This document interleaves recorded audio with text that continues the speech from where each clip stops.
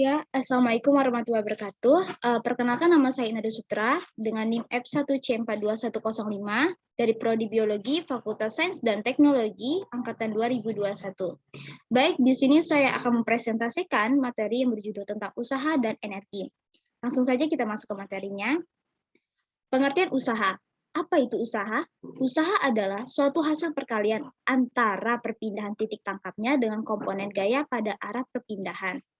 Nah, di sini dapat dirumuskan. W sama dengan F cos theta dikali S. Keterangannya, F sama dengan gaya satuannya yaitu Newton, S sama dengan perpindahan yang dilakukan M. Untuk theta, sudut yang dibentuk oleh gaya dan perpindahan. Satuan SI dari kerja Newton dan dikali meter sama dengan Joule. Kita masuk ke contoh soal. Gaya 20 Newton dikerjakan pada balok hingga balok berpindah sejauh 2 meter. Usaha yang dikerjakan gaya F pada balok adalah, untuk diketahuinya, gaya atau F sama dengan 20 Newton untuk perpindahannya yaitu 2 meter, sedangkan sudut sama dengan 0, atau arah gaya sama dengan arah perpindahan atau arah gaya yang berhimpit dengan arah perpindahan sehingga sudut yang dibentuk oleh gaya dengan perpindahan adalah 0. Nah, ditanyanya itu adalah usaha atau bisa disebut dengan W.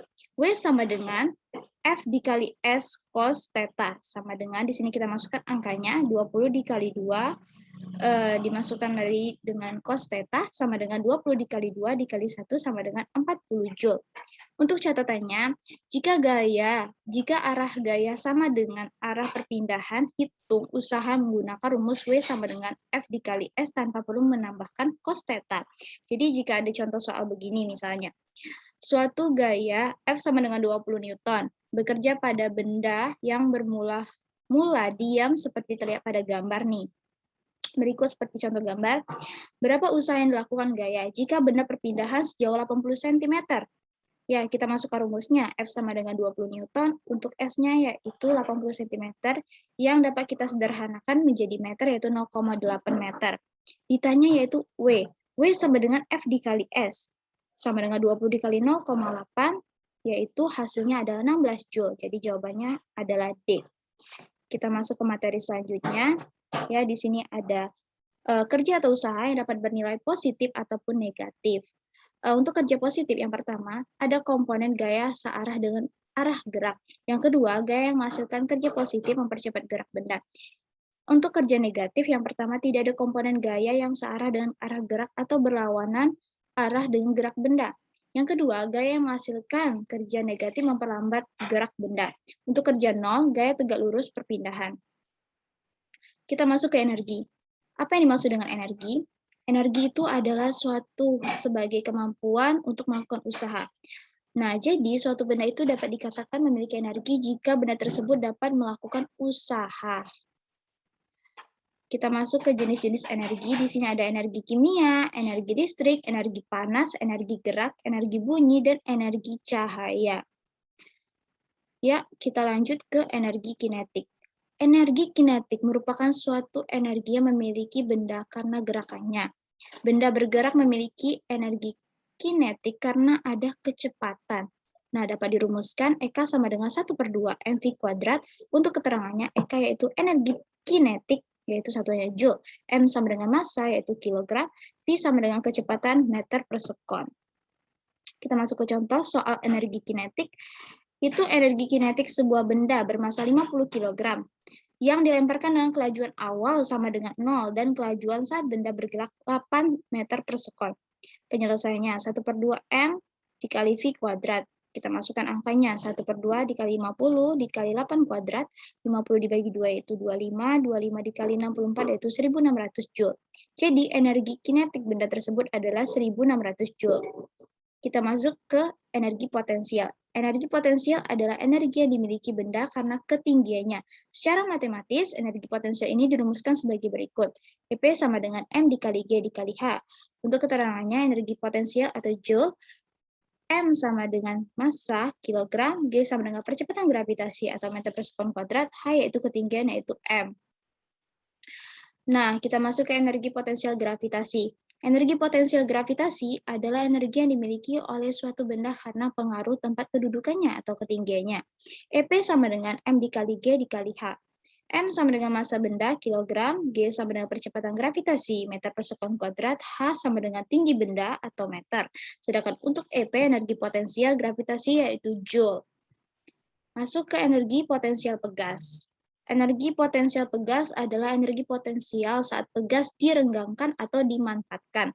Secara matematis, energi potensial ini dapat dirumuskan yaitu EP sama dengan 1/2K delta X kuadrat.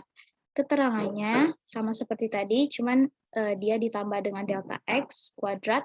Untuk keterangannya, EP itu energi potensial pegas atau Joule. Sedangkan K sama dengan konstanta pegas N per M, dan delta X perubahan panjang pegas atau M.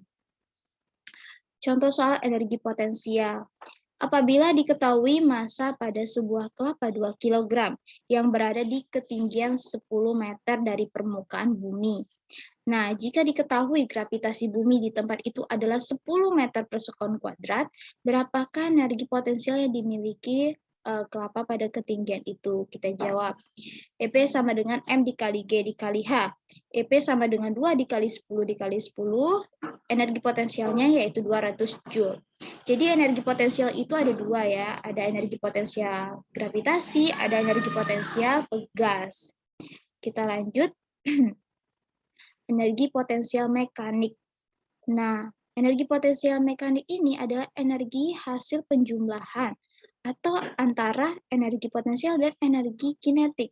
Besarnya energi benda selalu tetap selama tidak ada gaya luar yang bekerja pada benda tersebut. Dapat dirumuskan ini, EM sama dengan EP ditambah EK. Keterangannya yaitu EM yaitu energi mekanik, Joule, EP energi potensial, dan EK sama dengan energi kinetik. Contoh soal energi mekanik.